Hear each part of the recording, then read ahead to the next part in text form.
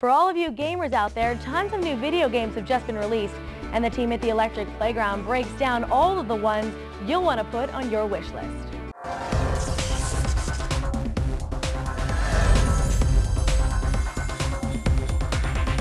Reach is a game that's been 10 years in the making. It's Bungie's last Halo game. I think Reach is the biggest, most ambitious Halo game we've made yet, and I think it's the very first time we've had campaign, competitive multiplayer, firefight, forge, theater, all under one roof, so it's bringing to bear that 10 years of experience creating the universe and making the games. There's something for everybody.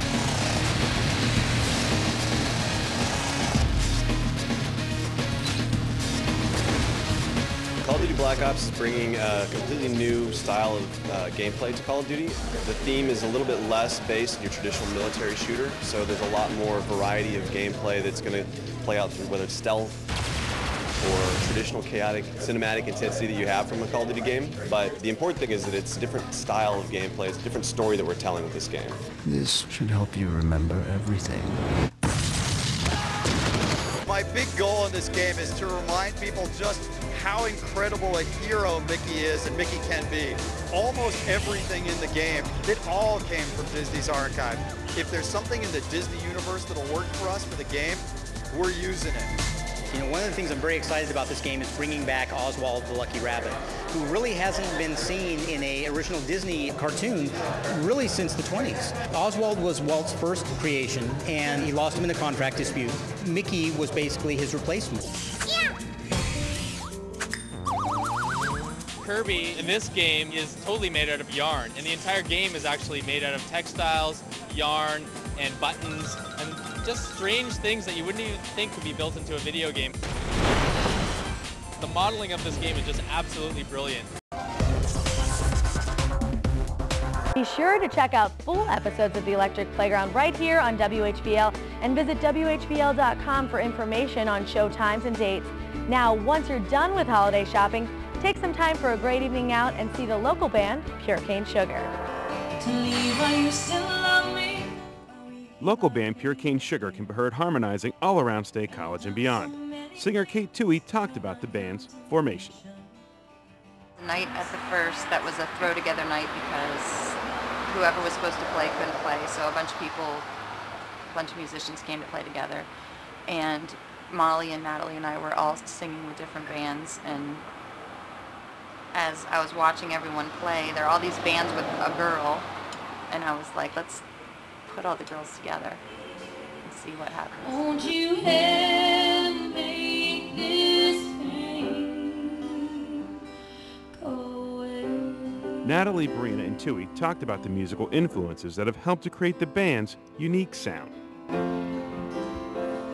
don't know, I think mine goes back to my parents' taste, like growing up, what they listened to. Like my dad listened to so much bluegrass, and I think that's where I get a little bit of like that sound, maybe, I'm not sure. But personally, I don't, I mean, I used to be in a bluegrass band, but so I think that's a big part of it. But I'm always drawn to singer-songwriters more than anything else. I'm a huge lyrical person. Like, the musicians that I like are based off of the way they write their songs and what they say.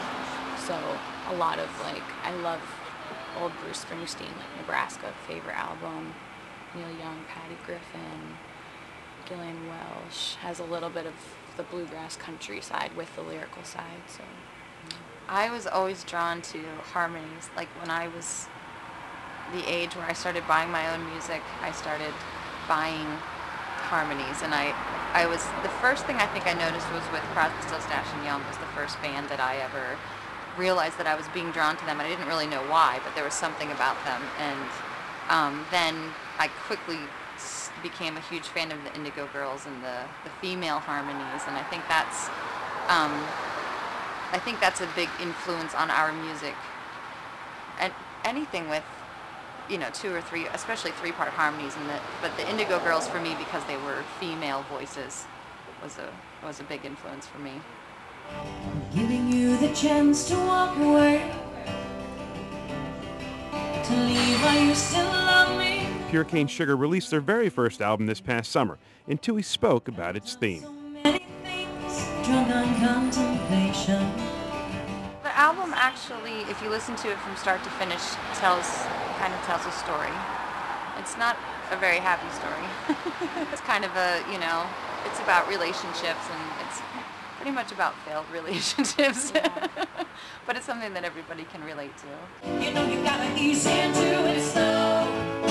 Dive right in. And as far as what the future might hold for the trio, We're kind of like up for anything at this point. Like, we just put out our first album, and we're just waiting to see what happens. As far as where it's going to go, we don't care. We're happy where we are, and anything more would be great. Yeah. be sure to check out Pure Cane Sugar on Facebook for show dates and times. You gotta make it up as you go along. 'Cause I'm ready and willing to be your heroine, and you can be my favorite. Thanks to all of you for watching us today on Center of It All. Make sure to follow us on Facebook and Twitter for more on what you've seen today. From all of us here at WHVL, have a great day.